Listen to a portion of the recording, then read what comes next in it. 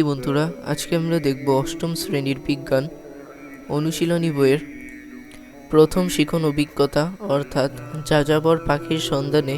এই অভিজ্ঞতার আজকে আমরা দেখব পৃষ্ঠা 4 এর যে ছকটি রয়েছে, এই ছকটি আজকে আমরা পূরণ করে দেখব।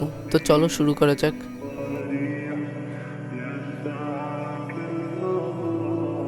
তো দেখো, আমরা কিন্তু একটা ছবি নিয়ে আসছি, যে আমাদের যে বলছিল যে উপর থেকে নিচে একটা লম্বালম্বি রেখা এবং দুপাশে আড়াআড়ি লেখা, এগুলো কিন্তু দ্রাঘিমাংশ রেখা বলে ও অক্ষাংশ রেখা বলা হয়।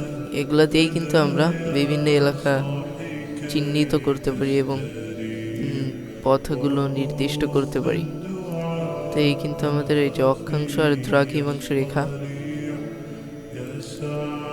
দেখো, এখানে কিন্তু আমাদের কি বলছিল, যে আমাদের যে ছকটি রয়েছে এটা আমি অলরেডি পূরণ করে রেখেছি। তার আগে একটু দেখে নেওয়া ভালো যে কি বলছে এখানে।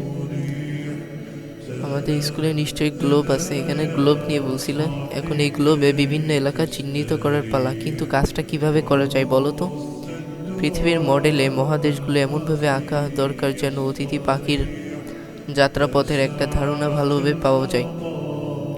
সেজন্য পৃথিবী পৃষ্ঠে কোনো জায়গার অবস্থান কিভাবে বোঝানো যায় সেটা জানা জরুরি। শিক্ষকের দেওয়া গ্লোবটা ভালোভাবে লক্ষ্য করো। গ্লোবের উপর থেকে নিচে লম্বালম্বি এবং দুপাশে আড়াআড়ি বেশ কিছু রেখা টানা আছে। খেয়াল করেছো? এই রেখাগুলো কি কাজে লাগে বলতে পারো? তোমার ধারণা নিচে লিখে রাখো। তো এই যে অ্যান্সারটা কিন্তু আমরা লিখেছি। তো এই ছিল কিন্তু আমাদের প্রথম শিখন অভিজ্ঞতার পৃষ্ঠা 4 এর সমাধান। এই যে আমরা, এটাই কিন্তু অ্যান্সার। এখানে আমি একটি নমুনা উত্তর দেখিয়েছি, তোমরা চাইলে তোমাদের মতো উত্তরটি লিখতে পারো।